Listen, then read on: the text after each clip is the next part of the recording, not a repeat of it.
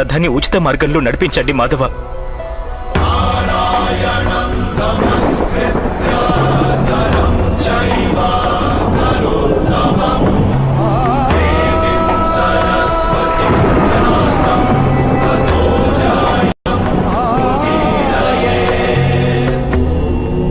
నేనేమి తెలుసుకుంటే నా దౌర్బల్యాన్ని వదిలిపెట్టగలను చెప్పండి.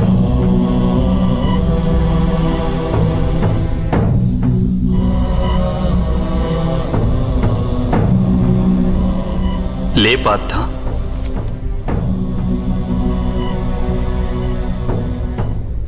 శ్రద్ధగా విను.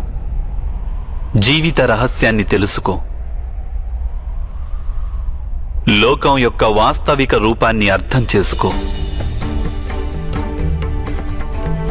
గంగా ప్రవాహంలో పిడికిలిని ముంచి వెలికి తీసినచో నీకు ఏదీ ప్రాప్తించదు. కాని అరచేతులతో దోసిలి పట్టి గంగా ప్రవాహంలో ముంచితే ఆ గంగా జలంతో నీ జీవితం పావనమవుతుంది. పరబ్రహ్మం విభాజన చెంది పురుషుడు ప్రకృతి ఉద్భవించాయి. అప్పుడు పురుషుడు అంటే పరమాత్ముని అంశ ఆత్మగా మారి ప్రకృతిలోని ప్రతి వస్తువులోనూ నివసించడం జరిగింది. ఆ ఆత్మను మోహం, అంధకారం ఆవరించాయి పార్థ. ఆ మోహ నిద్ర నుండి జాగృతమై తనని తాను పరమాత్ముని అంశగా తెలుసుకోవడమే ఆత్మ యొక్క కర్తవ్యం, ఉద్దేశ్యం. అదే జీవన కార్యం.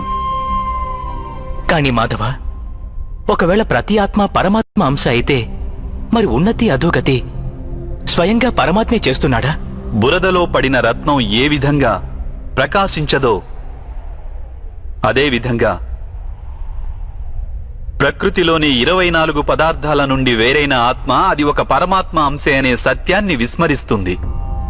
ఆత్మలు ఎక్కువ శాతం తమ దేహాన్నే సర్వస్వంగా భావిస్తాయి.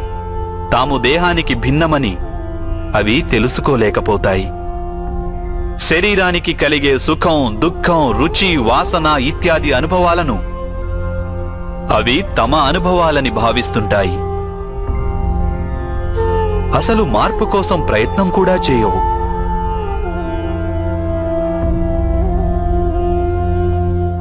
ఇలా మార్పు కోసం ప్రయత్నం కూడా చేయని ఆత్మలు నిరంతరం అధర్మం చేస్తూనే ఉంటాయి. వాటిని జాగృతం చేసేందుకు దండన విధించడం అనివార్యం.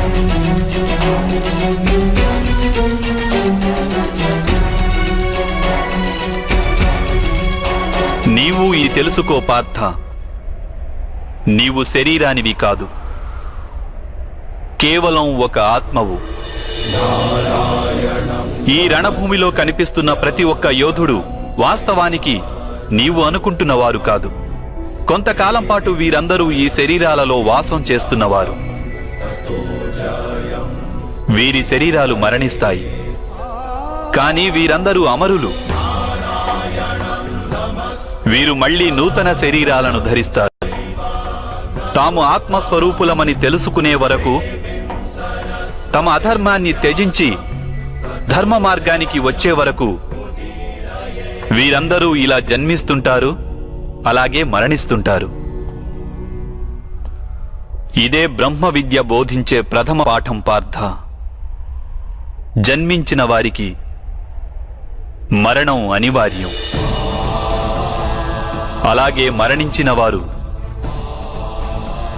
అవశ్యం మళ్లీ జన్మిస్తారు. ఈ మహాజ్ఞానాన్ని సాంఖ్యయోగమని అంటారు.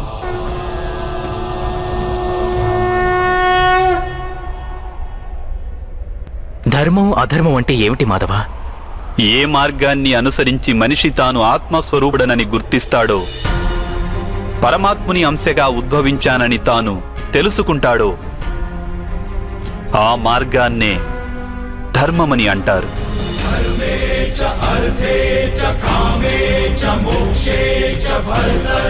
ఎప్పుడు మనిషి తనను తాను పరమాత్మ స్వరూపునిగా అర్థం చేసుకుంటాడో అప్పుడు సృష్టియే పరమాత్మయని, పరమాత్మయే సృష్టి అని వానికి అనుభవగతం కాగలదు. సృష్టికి పరమాత్మకు ఏ భేదమూ లేదు.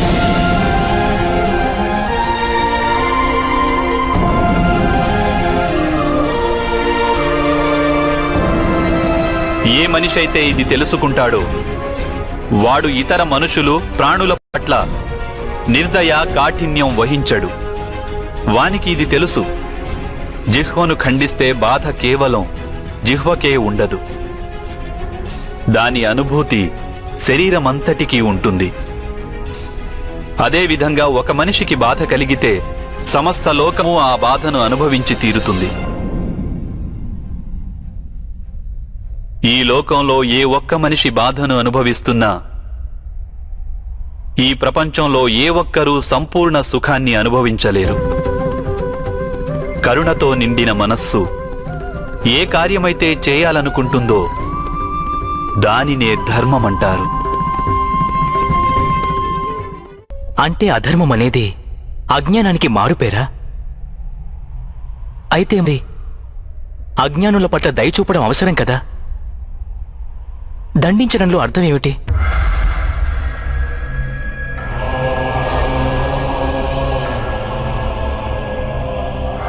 అజ్ఞాని జ్ఞానం విలువను తెలుసుకునేందుకు సిద్ధంగా లేకుంటే, జ్ఞానం వైపు దృష్టి సారించేందుకు సిద్ధంగా లేకుంటే అప్పుడు దండనే దయ అవుతుంది.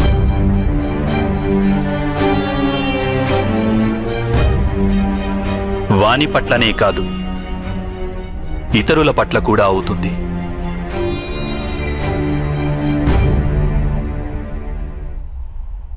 సృష్టిగతి సదా పరమాత్మ వైపే ఉంటుంది, ఇది అనివార్యము. కానీ అప్పుడప్పుడు ఒక దుస్థితి ఉత్పన్నమవుతుంది. అజ్ఞానం, మోహం, అధర్మం పెరిగిపోతుంటాయి. లోకంలో ధర్మం లుప్తమవుతుందన్న భయం ఉత్పన్నమవుతుంది. లోకంలో ధర్మం లుప్తమైపోయినప్పుడు కరుణ నశించిపోతుంది, అదేవిధంగా సత్యం కూడా నశించిపోతుంది. రానున్న తరాలకు ధర్మం ప్రాప్తించాలంటే ఈరోజే అధర్మాన్ని నాశనం చేసి ధర్మాన్ని పునఃస్థాపించడం అనివార్యము పార్థ.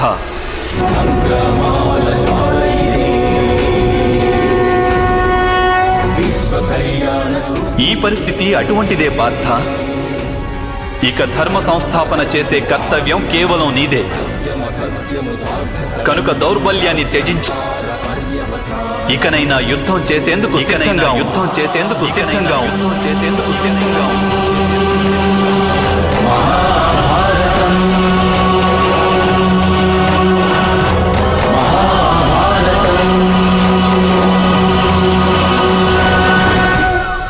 మరి నా చేతులలో హత్యలు జరుగుతాయి మాధవ. నా కారణంగా ఇంకొకరి ప్రాణాలు పోతే నాలో ఉన్న కరుణ నశించినట్లు కాదా మాధవ? అయినా ఒకవేళ ధర్మానికి ఆధారం కరుణ అయితే మరి నా ఆత్మకు కర్మబంధం ఏర్పడదా?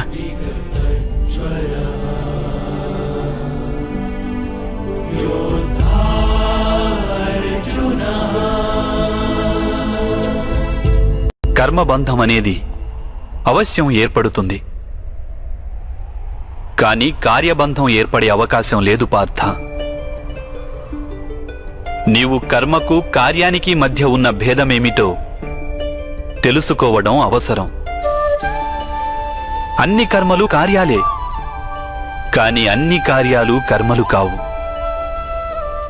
కర్మ అనే కార్యమేమిటంటే దానికి ఫలితం అనే ఆశ తోడై ఉంటుంది. మనిషి ఎప్పుడూ సుఖానికై, సంపదకై, ప్రశంసకై ఆశించి కనుక ఒక కార్యం చేస్తే వాడు ఆ కార్య ఫలితానికి బద్ధుడవుతాడు. ఎప్పుడైతే కర్మను ఫలితాన్ని ఆశించి చేస్తారో దానిని సకామ కర్మయోగం అంటారు.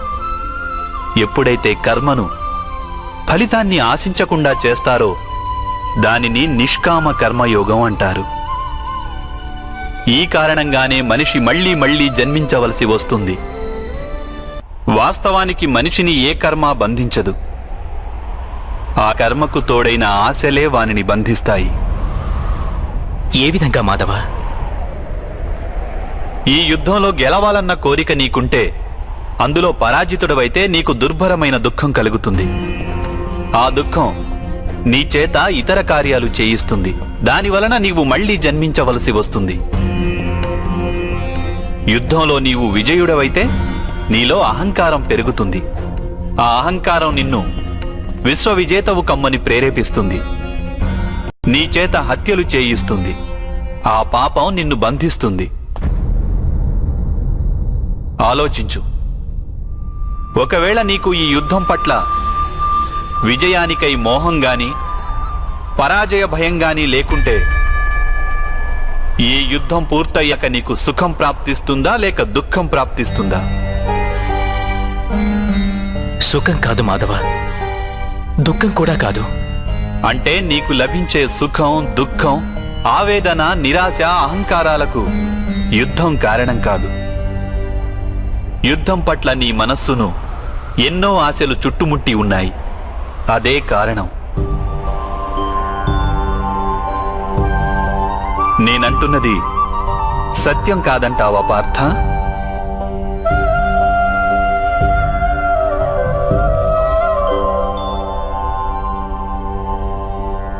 సుఖ దుఃఖే సమేకృత్వా లాభాలాభౌ జయాజయౌ తతో యుద్ధాయ యుజ్యస్వ నైవం పాప మవాప్స్యసి. అంటే సుఖ దుఃఖాలను సమానంగా భావించి లాభం, హాని, జయాపజయాల గురించి ఆలోచించకుండా నీవు యుద్ధం చేస్తే కౌంతేయ, నీవప్పుడు పాపంలో భాగస్థుడవు కాబోవు. దీనినే కర్మయోగం అంటారు. కాని మాధవ, ఒకవేళ కార్యబంధం నిశ్చితమైతే లౌకిక జీవితాన్ని విడిచి సన్యాసం తీసుకోవడం ఉచితం కాదా? ఈ ఆలోచన పర్యవసానంగానే ఈ రోజున యుద్ధం జరుగుతోంది పార్థ.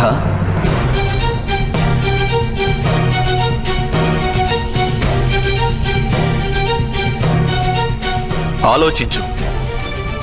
ఎప్పుడైతే సత్వగుణం కలిగి ధర్మాన్ని తెలుసుకున్న వారు కర్మలను త్యాగం చేస్తారో అప్పుడు అధర్మ మనస్కులైన వారే ఈ లోకంలో రాజ్యం చేస్తారు.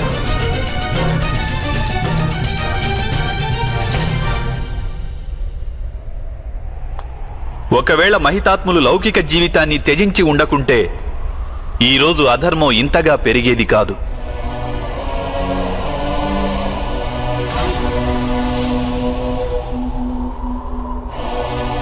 అలాగే మీ పితృదేవులు ఆనాడు సన్యసించి ఉండకుంటే ఈరోజు బావ యుధిష్ఠిరుడు సుఖంగా రాజ్యం చేస్తుండేవాడు.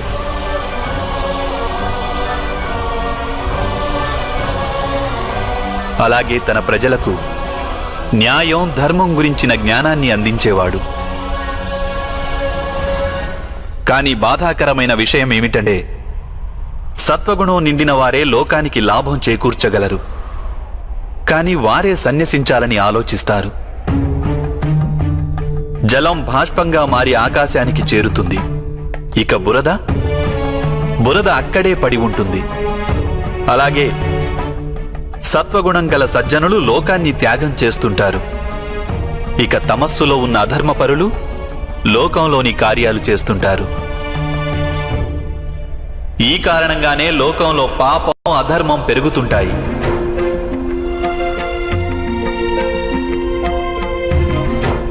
కానీ కర్మయోగి ఈ విచిత్ర స్థితి నుండి యావత్ లోకానికి రక్షణనిస్తుంటాడు.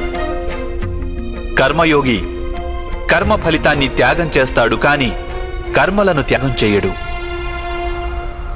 వాడు ఈ లోకంలోనే ఉంటాడు. సన్యాసి మాదిరిగా అన్ని కార్యాలను చేస్తుంటాడు, కానీ వానిలో ఆపేక్ష ఉండదు. కర్మయోగికి తన సంతానం నుండి, స్వజనుల నుండి, తన ప్రజల నుండి ఎటువంటి ఆపేక్ష గాని, ఆశ గాని ఉండవు. స్వయంగా ఒక సన్యాసిగా అనుభూతి చెందుతాడు. కానీ సమాజానికి సంసారి మాదిరిగా లాభం చేకూరుస్తాడు. మనిషి తన సంతానం సుఖంగా ఉండాలని శ్రమపడతాడు మాధవ. సంతానం వలన సుఖపడాలన్న ఆపేక్ష ఎందుకు ఉండకూడదు? మనిషి తన సంతానం కోసం ఏది చేసినా అది వ్యాపారమా లేక ప్రేమా పార్థ? ప్రేమ మాధవ. మరి తాను చేసిన దానికి ప్రతిఫలం ఆశించడం ఎందుకు పార్థ? భవిష్యత్తులో లాభం కోసం వ్యాపారంలో ఎదురు చూస్తారు, ప్రేమలో కాదు. ఏ మనిషి అయితే తన సంతానం యొక్క ప్రవర్తనను తీర్చిదిద్ది సన్మార్గంలో నడుపుతాడో, తన సంతానానికి ప్రేమ ధర్మ సంస్కారాలను నేర్పుతాడో, అతని సంతానం కూడా ఆ మనిషికి ప్రేమ సంరక్షణను తప్పక అందిస్తారు. సంతానం చూపే ప్రేమ, ఆత్మీయుల ప్రవర్తన, వారు చేసే కర్మలు పార్థ. ఒకరికి మరొకరి కర్మలపై ఎటువంటి అధికారమూ ఉండదని తెలుసుకో. వారి నుండి ఏదైనా ఆశించి ఆపేక్షించి ప్రయోజనమేమిటి? దీనిని నీవు దీర్ఘంగా ఆలోచించి చూస్తే వెంటనే అర్థమయ్యేదేమిటంటే, జీవితంలో ఎవరైనా సరే ఏ విషయం గురించైనా సరే ఆశలు ఆపేక్షలు పెంచుకోవడం అనివార్యం కాదు. యావత్ సృష్టిలోనే పరమాత్ముడున్నాడు. మనిషి స్వయాన ఆ పరమాత్ముని అంశ. అప్పుడు లోకంలోని అన్ని పనులు ఆ పరమాత్ముడివే. స్వయంగా మనిషి అన్నవాడు ఏదీ చెయ్యలేడు. ఇదే కర్మయోగ మూల సిద్ధాంతం పార్థ.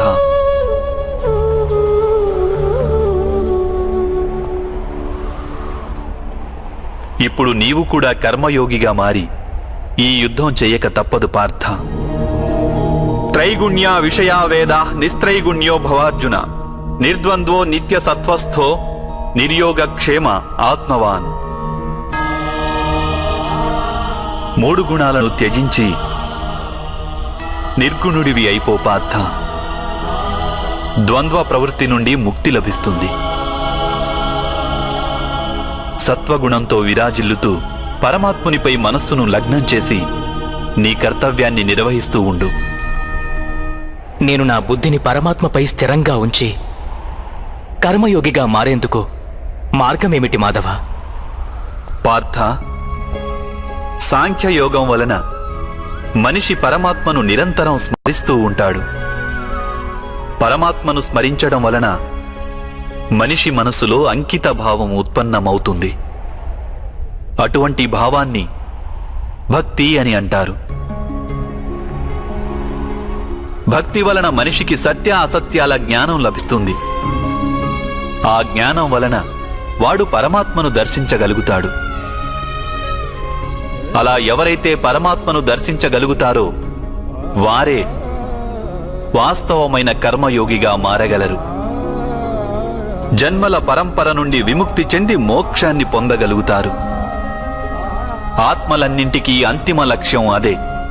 ధర్మం యొక్క అంతిమ చరణం కూడా అదే. కానీ నేను పరమాత్మను దర్శించకుండా అంకిత భావం ఎలా వ్యక్తం చేయగలను మాధవ? ఈ సృష్టియే పరమాత్మ, పరమాత్మయే సర్వస్వం. పరమాత్మ కానిదంటూ ఇంకేమీ లేదు. ఎవరు తమ ఆత్మను దర్శించగలుగుతారో వారే పరమాత్మను దర్శించగలుగుతారు. ఏ విధంగా ఉప్పులోని ఒక కణానికున్న రుచి మహాసముద్రపు నీటి రుచికి భిన్నమైనది కాదో, అదేవిధంగా నీ ఆత్మను నీవు దర్శించడం పరమాత్మ దర్శనానికి భిన్నమైనది కాదు.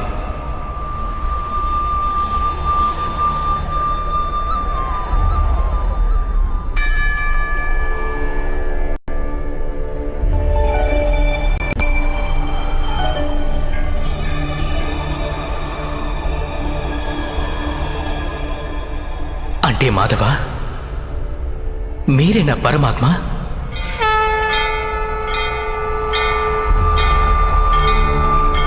అవును పార్థ,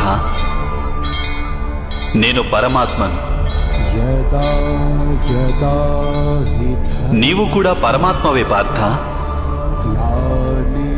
కానీ నీవు ఇప్పటికీ జాగృతం కాలేదు. నేను ఈ రహస్యాన్ని తెలుసుకున్నాను.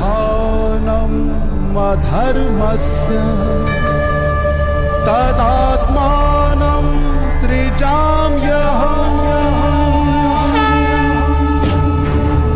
అంతే మాధవ, మీ పట్ల అంకితభావం ఉంటే ఈశ్వరుని పట్ల అంకితభావం ఉన్నట్లే కదా? అవశ్యం. నా పట్ల ఉన్న అంకిత భావమే పరమాత్మ పట్ల అంకిత భావం. సర్వధర్మాన్ పరిత్యజ్య మామేకం శరణం వ్రజ. సర్వ జగతిని త్యాగం చేసి కేవలం నన్నే ఆశ్రయించు పార్థ.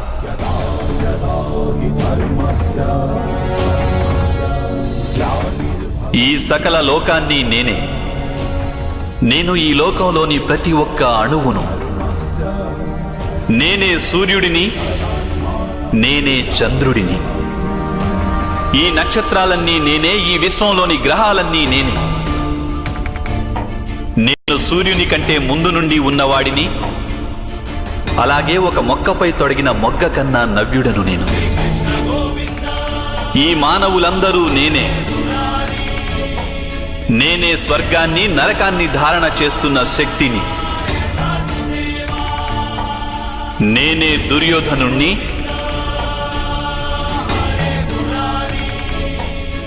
అలాగే అర్జునుడిని కూడా నేనే.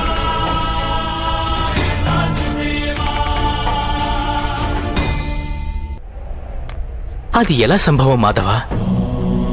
మీరు జన్మించటం పెద్దలు అనేకులు తమ జీవితకాలంలో చూశారు. మేము నవమాసాలు మోసి మీకు జన్మనిచ్చిన మీ మాత జీవించే ఉన్నారు. మీరు పురాతనులు, నాశనం లేనివారు ఎలా అవుతారు? నీవు శరీరాన్ని చూస్తున్నావు, కానీ నేను ఆత్మ గురించి మాట్లాడుతున్నాను. నేను అనేక జన్మలెత్తాను పార్థ. నేను అనేక అవతారాలను ధరించాను. ఎన్నో శరీరాలతో జన్మించాను నేను. అలాగే ఈ మట్టిలో కలిసిపోయాను.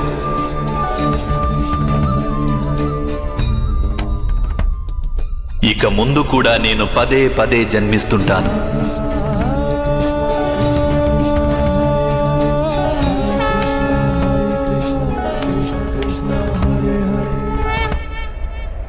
యదా యదా హి ధర్మస్య గ్లానిర్భవతి భారతః అభ్యుత్థానమధర్మస్య తదాత్మానం సృజామ్యం.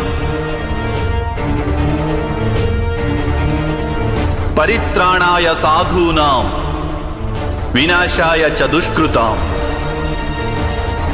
ధర్మ సంస్థాపనార్థాయ సంభవామి యుగే యుగే.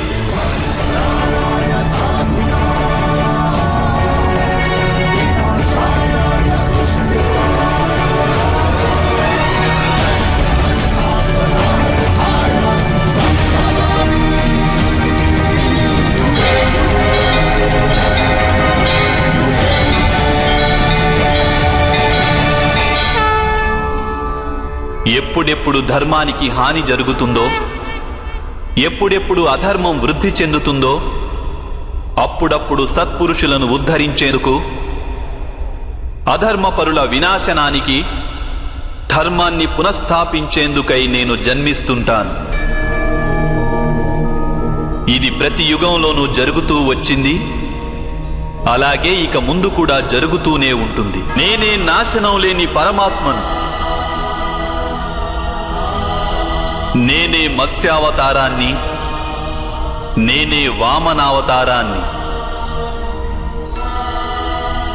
నేనే పరశురాముణ్ణి, నేనే రామావతారాన్ని కూడా.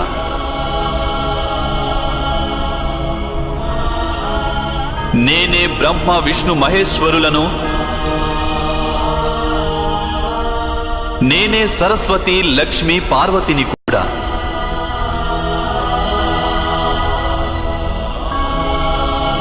నేను పురుషుడను కాను, స్త్రీని కాను, నపుంసకుడిని కాను. నేను శరీరాన్ని కాను, శరీర అవయవాలను కాను. నేను జ్ఞానాన్ని, సృష్టిని, చైతన్యాన్ని. నేను పరబ్రహ్మను. నేనే సర్వస్వాన్ని. అలాగే నేను ఏమీ కాను.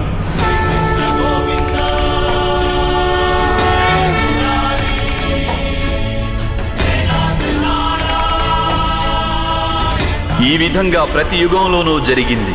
అలాగే ఇక ముందు కూడా జరుగుతూనే ఉంటుంది.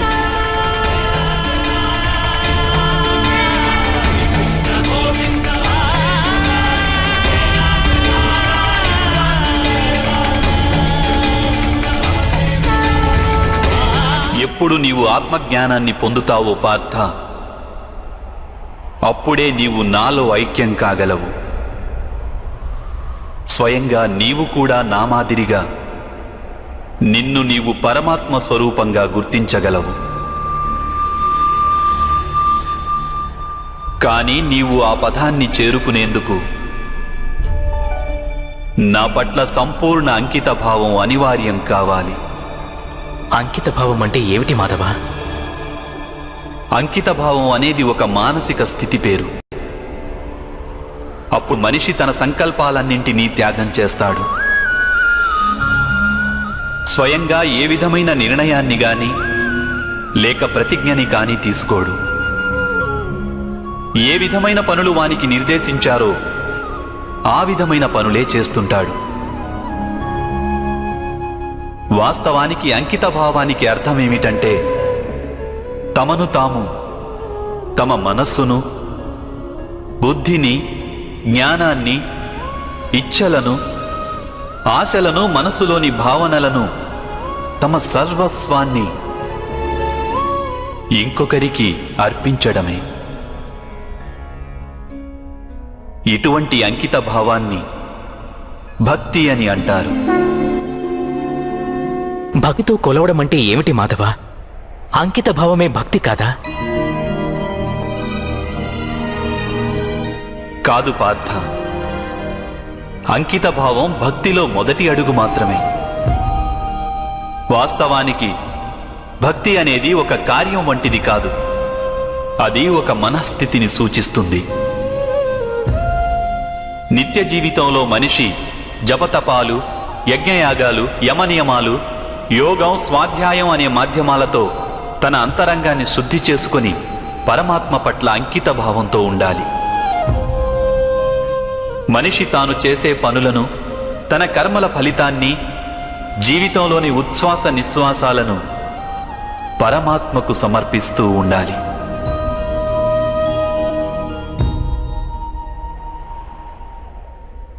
భక్తి కేవలం మనస్థితి అయితే జపాలు, తపాలు ఇత్యాదుల అవసరమేమిటి మాధవ? ఈరోజు శుభ్రం చేసిన పాత్ర ఎలా మళ్లీ మలినమవుతుందో అదేవిధంగా మనిషి మనస్సు పదే పదే పరమాత్మకు విముఖమైపోతుంటుంది. అందుకే అవి అవసరం. ఈ జపతపాలు, స్వాధ్యాయం ఇత్యాదుల మాధ్యమం ద్వారా మనిషి నిరంతరం తన జీవితాన్ని ఆ పరమాత్మకే అంకితం చేశానని గుర్తు చేసుకుంటాడు. ఏ ఒడ్డున మునక వేయాలన్నది ఇక్కడ ముఖ్యం కాదు. ఇక్కడ ముఖ్యమైనది మునక వేయడం. భక్తియోగ సారం ఒక్కటే పార్థ. మనిషి పరమాత్మకు తన జీవితాన్ని అర్పణ చేసి పరమాత్మను భక్తితో కొలుస్తుండాలి. అలాగే సత్వగుణమనే సంపదను పదిలంగా దాచుకోవాలి. సత్వగుణ సంపద అని దేనిని అంటారు మాధవ? అహింస, సత్యం, క్రోధస్త్యాగ, శాంతి, పైశునం, దయా, భూతేష్వలోలత్వ, మార్ధవం, హ్రీరచాపలం, తేజ, క్షమాధృతి, అనిత భవంతి సంపదం దైవీం అభిజాతస్య భారత. అకారణంగా సదా స్వార్థం కోసం హింసను చేయడం అధర్మం పార్థ. వాస్తవానికి అహింసయే పరమధర్మము.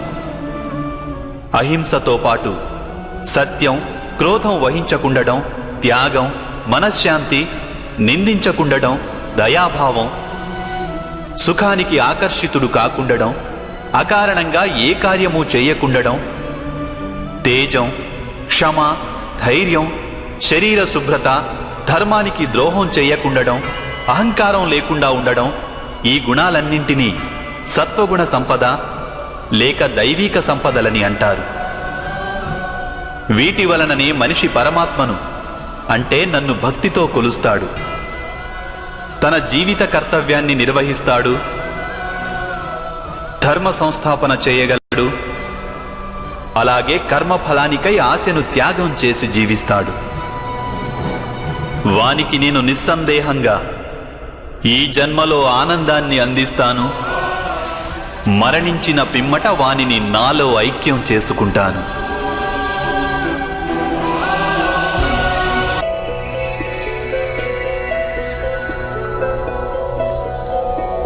నారాయణం నమస్కృత్య నరం చైవ నరోత్తమం దేవీం సరస్వతిం వ్యాసం తతో జయం ఉదీరయేత్. మీ వాస్తవ స్వరూపాన్ని నాకు దర్శించాలని ఉంది మాధవ.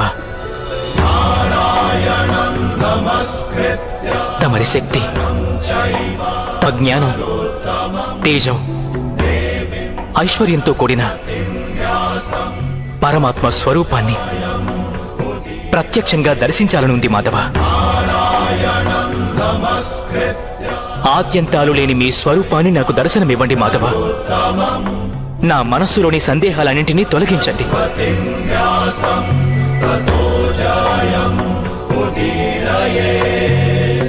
మీ దర్శనమివ్వండి మాధవ.